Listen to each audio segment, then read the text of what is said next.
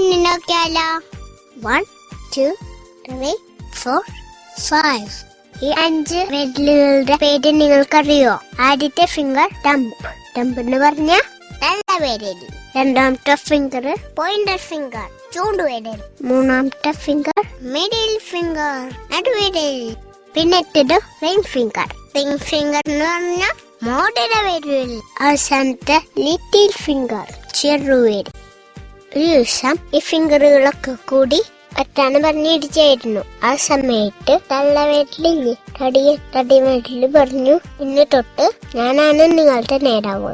എനിക്കാണ് ഏറ്റവും ശക്തി കൂടുതൽ.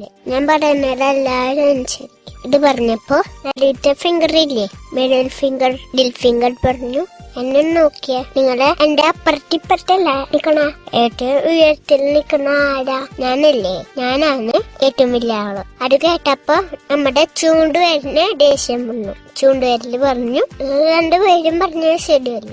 ആൾക്കാരെ ഓരോന്ന് ചൂണ്ടി കാണിച്ചുമ്പോ നിങ്ങളൊക്കെ എവിടെ പോയിരിക്ക? നിങ്ങളൊക്കെ ഇങ്ങനെ ചുരുണ്ട് വീടിരിക്കും, ഞാൻ മാത്രം നീറി നിക്കണം. നിങ്ങളൊക്കെ പേടിയിട്ടുണ്ടമാരാ? ആർക്കാരെയും കൂട്ടില് നിക്ക്.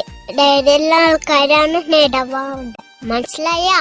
ഇത് കേട്ടപ്പോ നമ്മുടെ മോഡിലെ പേരിൽ എനിക്കിത് കാര്യം പറയാണ്ടെന്നു.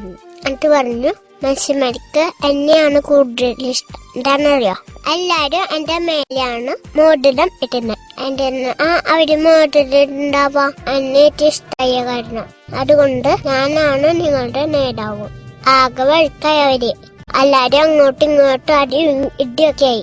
അങ്ങനെ ഇടിക്കുന്നതിക്ക് ഒരാൾ മാത്രം മിണ്ടാണ്ടിരിക്കുന്നു. ആടെ ഇരിക്കുന്നു നിങ്ങൾക്കറിയുമോ? അതാണ് നമ്മുടെ കുഞ്ഞുവരിൽ, ചെറുവരിൽ മിണ്ടാണ്ടിരുന്നു. ഇടിക്കുന്ന ആൾക്കാരൊക്കെ പറഞ്ഞു, അയ്യേ പിന്നെ മാത്രം ഒന്നും അറിയാനില്ല. ചെറുവരിൽ പറഞ്ഞു, ഞാൻ മിണ്ടാണ്ടിരുന്നത് ഞാൻ എന്റെ ദൈവത്തിന് അനുസരിച്ചായിരുന്നു. നിങ്ങൾക്കറിയോ, മനുഷ്യന്മാര് ദൈവത്തോട് പ്രാർത്ഥിച്ചടിക്കുമ്പോൾ കൈ കൂപ്പി പിടിച്ച കണ്ടുണ്ടോ? ഒരു കൈ കൂപ്പി പിടിക്കുമ്പോ ഏറ്റവും മുമ്പിൽ നിൽക്കുന്നവരാരാ? ദൈവത്തിന്റെ ഏറ്റവും അടുത്ത് നിൽക്കുന്ന ആളാരാ? അവർക്ക് മനസ്സിലായി, ചെറുവിരലാണ് ദൈവത്തിന്റെ ഏറ്റവും മുമ്പിൽ നിൽക്കണ ആൾ. ചെറുവിരൽ പറഞ്ഞു, എനിക്ക് തലവരന്റെ പോലെ സത്യമൊന്നുമില്ല, ചുണ്ടിന്റെ ധൈര്യമൊന്നുമില്ല, മൂടലിന്റെ ഭംഗിയൊന്നുമില്ല, നടുവേലിന്റെ പോലെ വീടൊന്നുമില്ല.